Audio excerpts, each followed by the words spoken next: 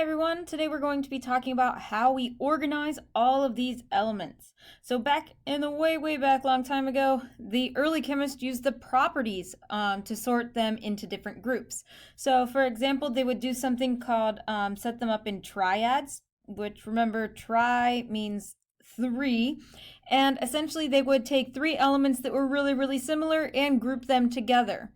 And it was a good system for when it was created in 1892, but it was only good for things that were already known. And a lot of times they found out that there were a lot more elements that could be grouped in the same triad, so that really would put a damper on that name if it's actually more than three. So it was important for these scientists to find a logical way to organize all of these elements. Otherwise, they are not going to be able to know exactly what they're looking for in a timely manner.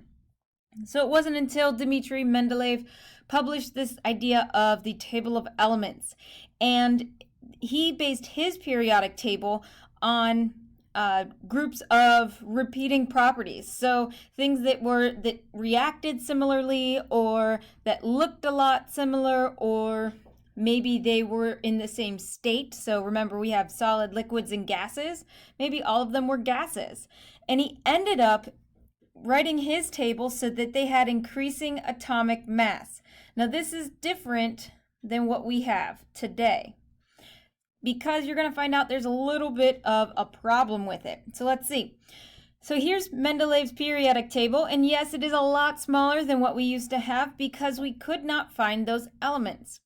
So Mendeleev would, we hadn't found them yet. So Mendeleev would arrange these elements with similar properties in the same row.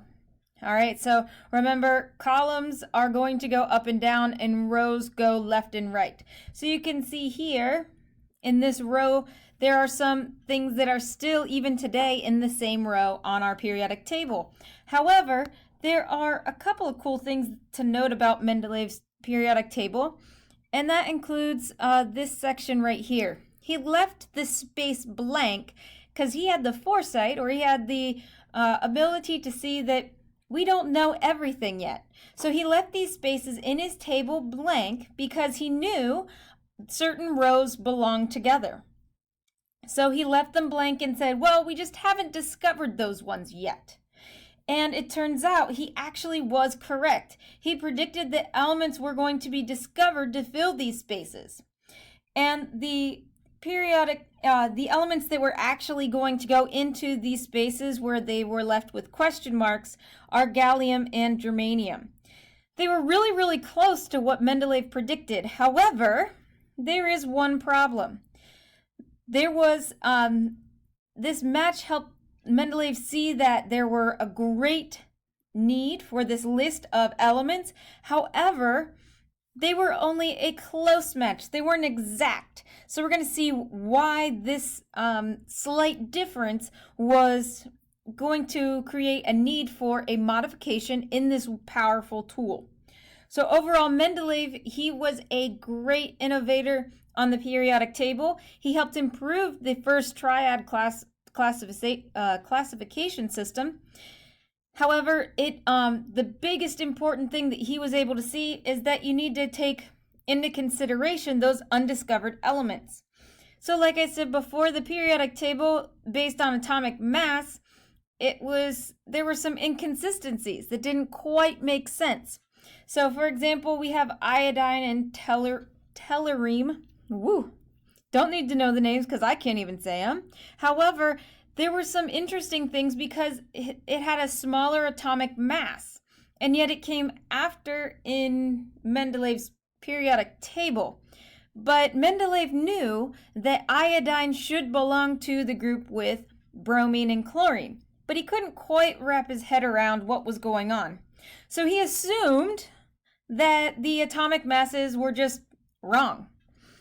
Now, you can make some assumptions in chemistry, but you can't make them all the time. It's going to lead to some problems. And what happened was, the problem wasn't what masses they were actually measuring. Instead, it was how the periodic table was organized. So instead of using the atomic mass like Mendeleev does, there is a new idea called the atomic number. And if you remember, the atomic number is simply the number of protons in an atom. So it's a slightly different measurement because you're not taking into consideration those neutral parts of the atom, because remember, those don't really give it the identity.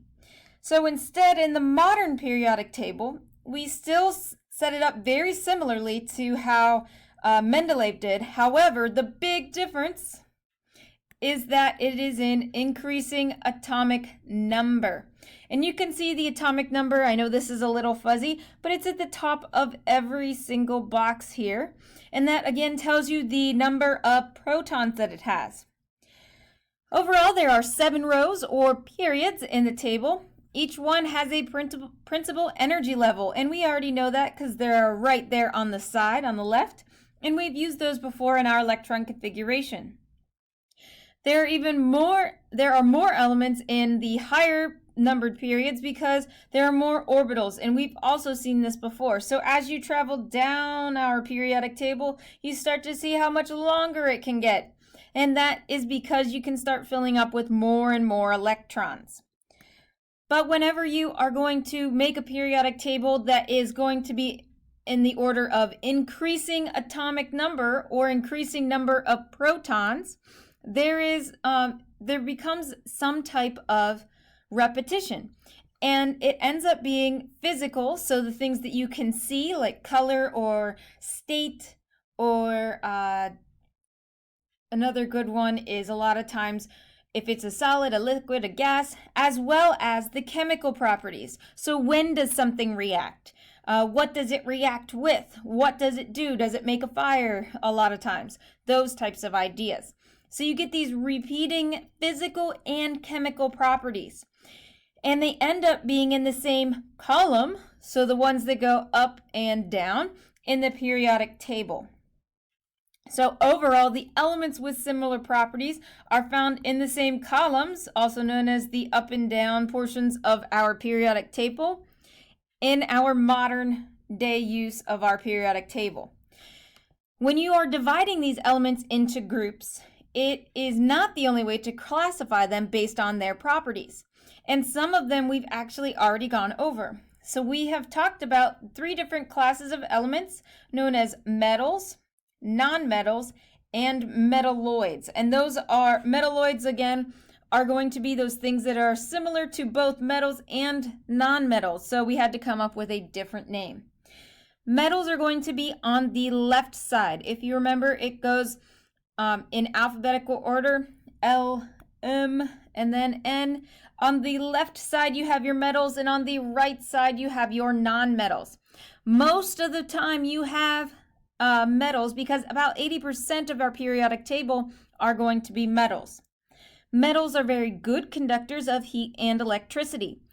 So if you've ever looked at a wire that has been cut, it's always going to contain a metal inside of it because it needs to carry that electricity. Or if you put a plug into the outlet, it's going to be a metal plug to make sure that they can get all that electricity out. For the most part, metals are going to be solid at room temperature, except for one exception, and that is mercury. Unfortunately, we can't play with mercury. It's very poisonous if we touch it. But if you were to Google some ideas of mercury or the physical properties of it, it's pretty cool to look at. So go ahead and take your time and check that out. Many metals are ductile. Ductile just means that it can be drawn out really, really far into thin wires. And you can see that on the right in our copper wires. And a lot of them are malleable. Malleable just means that you can hammer them out into thin sheets. The best example is aluminum.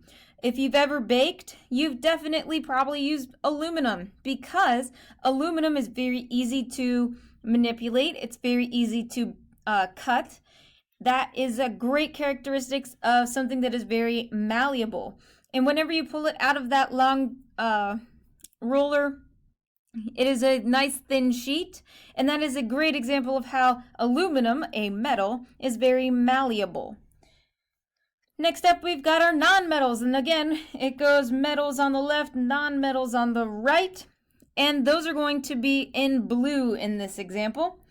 There are a lot more variation in the physical properties among the non-metals. So whenever you think of metals, you think of, solid things that are shiny a lot of times, whereas non-metals, there's lots of different things it can be. However, most non-metals are going to be gases. So our favorite one, well, my favorite one, is going to be oxygen. Oxygen is definitely a gas. If you take a deep breath, that is all oxygen going into your body. So that is a great example of a non-metal that you use every day. Some of them are solids, such as sulfur and phosphorus. If you've ever cooked an egg, which I know all of you have, the sulfur smell, or the smell of eggs, is from sulfur. So a lot of times that can be solid as well. One non-metal that is actually liquid is bromine. It's very dark red, and it's a liquid. So overall, there's all kinds of different states that it can be in, so it's kind of harder to figure out based solely on how it looks. However, if you use that periodic table, you won't have any trouble. So the variation among metals also, or non-metals, also makes it difficult to put one big rule over all the non-metals. Such as in our metals, we have all solids, but non-metals, we don't have that. So great examples would be like a diamond. A diamond is super hard and is very shiny, whereas the top of a match is full of phosphorus and it's very, very brittle, and that's why we can strike it on a box and have it start a fire. So it's very difficult to come up with that. However, there are a couple properties that are very different than that of our metals. Non-metals are going to be really poor conductors of heat and electricity. So that's why anytime you're using a wire on your computer, like you're charging your computer, it's wrapped in some type of rubbery substance that's full of non-metals. They're not going to conduct that electric current because you don't want to be electrocuted just because you're charging your laptop. Also, carbon is a form of graphite, so the stuff that you use to write with a pencil, that is a non-metal and is the only exception you're going to have for our non-metals. And it looks very different than the others. Solid non-metals are very brittle. So how many times have you ever broken the lead of your pencil? That is the carbon that is being broken. So it's not that tough. Finally, we get to metalloids. Metalloids are going to be in the stair steps here in green, and you can kind of see how they look like stairs. Okay, and most of those are going to be in between your metals and your non-metals, and that's what allows them to have properties of both. So a metalloid is generally similar to, well, both of the ideas we've been talking about. Under some conditions, metalloids are going to be more like metals, and under others, it's going to be more like a non-metal. So what's really cool about metalloids is we can change them to fit our needs based on the condition. So metalloids are like most nonmetals, like pure silicon is a poor conductor of electric current. However, if you take a little bit of boron, it's a great conductor of electric current. So you have both metallic and non-metallic properties coming together in this idea of a metalloid. So overall, all of our known elements are listed in our periodic table, but we have some different ways to use our periodic table to classify our elements, and we know that based on their physical properties, or we can even do by their atomic weight, chemical properties. But if you want to kind of get an idea as how they all kind of interact with one another and get those general trends going on, you want to do it by their atomic. So overall, finally, we have more variety in one of the two that we've been looking at. We have metals and non-metals.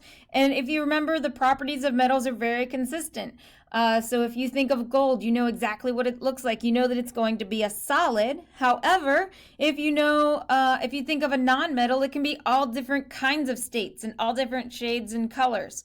So it's very difficult to actually think of a specific property for a non-metal, so there must be more variety. All right, I'll see you tomorrow. Have a great day.